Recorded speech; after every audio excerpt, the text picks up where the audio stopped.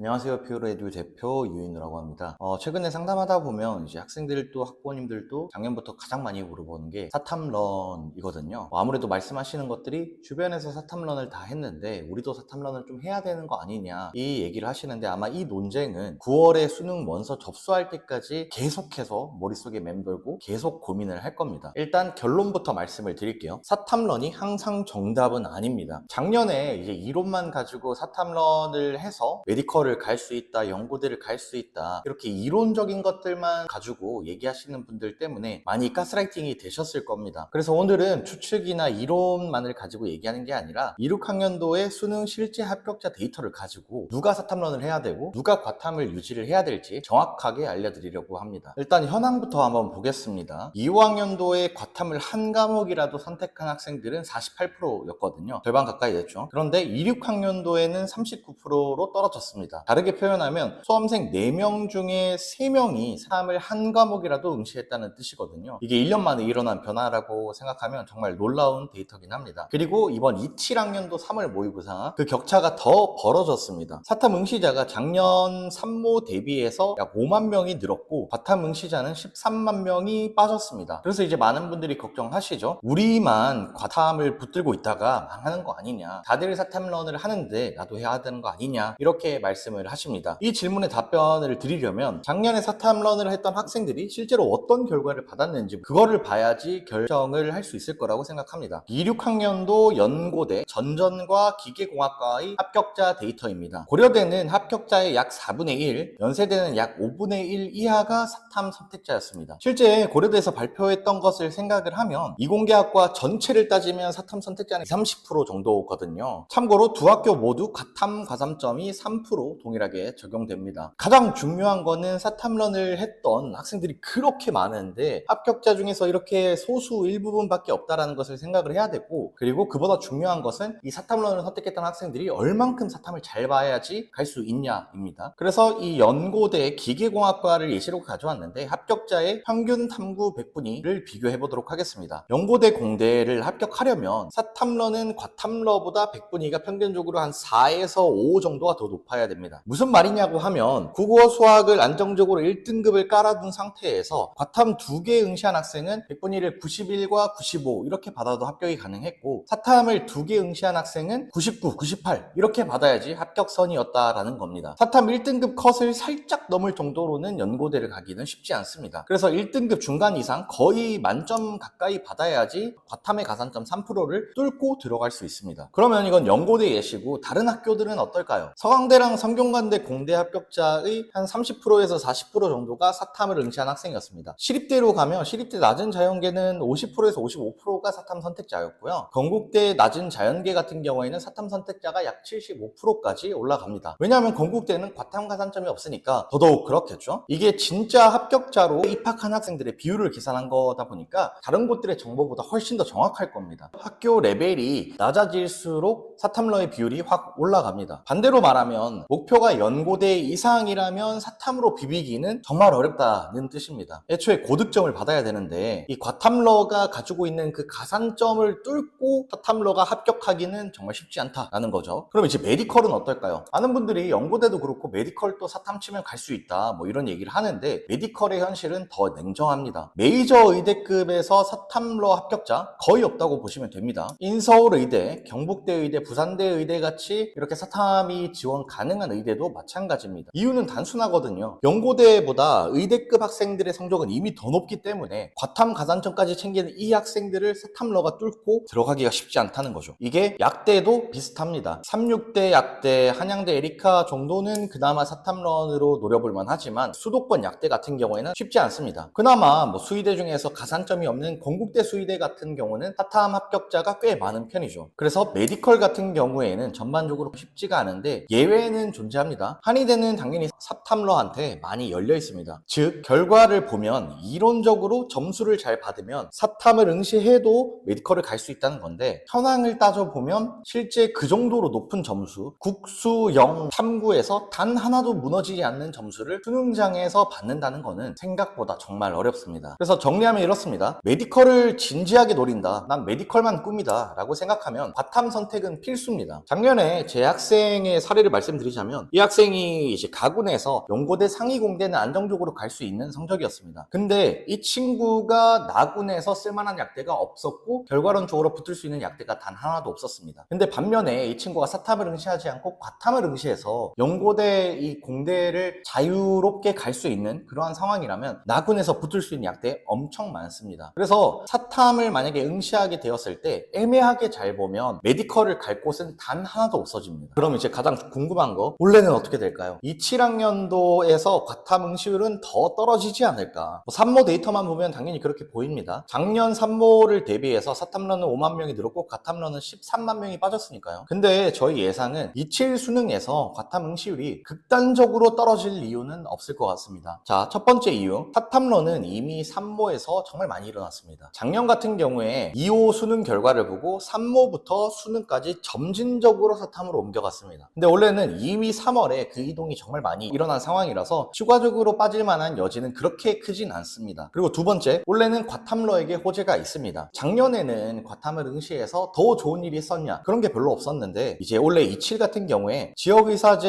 의대 중에서 과탐 최저를 요구하는 것도 많을 거고 서울대도 증원이 300명 가까이 됩니다. 근데 서울대는 사탐을 응시해서는 갈 수가 없다 보니까 과탐러에게 유리한 호재들이 더 많습니다. 그래서 수능 때까지 과탐을 붙잡고 있을 이유가 작년에는 없었지만 원래 27학년도에는 다릅니다. 그리고 세 번째, N수생이 들어오면 당연히 이 비율은 보정이 될 수밖에 없습니다. 고3들은 과탐 선택자보다 사탐 선택자의 비율이 압도적으로 많은 편인데 N수생은 과탐 선택자의 비율도 꽤 높거든요. 그래서 6평, 9평 수능까지 가면 지금보다 과탐 선택자의 비율이 당연히 올라갈 수밖에 없고 어느 정도 상쇄가 될 겁니다. 그래서 작년 수능보다는 과탐 선택자의 비율이 줄어들 수도 있지만 급격히 무너지진 않을 것 같습니다. 자, 이제 대망의 결론입니다. 누가 사탐런을 해야 될 것 같고 누가 과탐을 해야 될까? 그 매트릭스를 저희가 이렇게 보기 좋게 정리를 했는데요. 모의고사 성적이 서성한 이하인데 과탐에서 두각이 없다. 그러면 사탐으로 가는 게 당연히 유리합니다. 국어 수학에 시간 더 투자하고 사탐으로 등급 챙기는 게 현실적입니다. 그리고 두 번째, 목표가 연고대 공대 이상이거나 메디컬이다. 이러면 과탐을 하셔야 됩니다. 데이터가 명확하게 말해줍니다. 이렇게 상위권 라인은 사탐으로 현실적으로 뚫기가 쉽지 않습니다. 세 번째, 국어 수학 둘 다 1등급이 안정적이다. 그러면 굳이 사실 사탐을 갈 이유가 없습니다. 사탐을 가는 학생들은 국어 수학에서 좀 모자란 부분이 있기 때문에 사탐을 넘어가서 공부 시간을 좀 할애해서 국수에서 모자란 부분을 채우겠다라는 건데 이미 국어 수학이 안정적이라면 굳이 사탐 갈 이유가 없는 거죠. 다만 국어 수학 중에 하나라도 1등급이 흔들린다. 이러면 사탐이 답일 가능성이 높습니다. 차라리 국어 수학을 다지는데 시간을 더 많이 투입하는 게 좋을 수도 있습니다. 사탐 하나, 과탐 하나인 학생들, 과탐이 너무 안 나오면 사탐으로 둘 다 돌리는 것을 권장합니다. 대신 내가 수시를 좀 쓰려고 하는데 수시 최저에서 과탐을 필수적으로 보는 학교가 있다라고 한다면 어쩔 수 없이 사탐 하나, 과탐 하나를 선택해야 되겠죠. 대신 정시에서 조금 불리한 면은 있을 수 있겠구나 인지는 하셔야 됩니다. 그리고 어지간한 수시로, 그러니까 정시보다 수시가 압도적으로 잘 나온 학생들은 당연히 사탐이라도 해서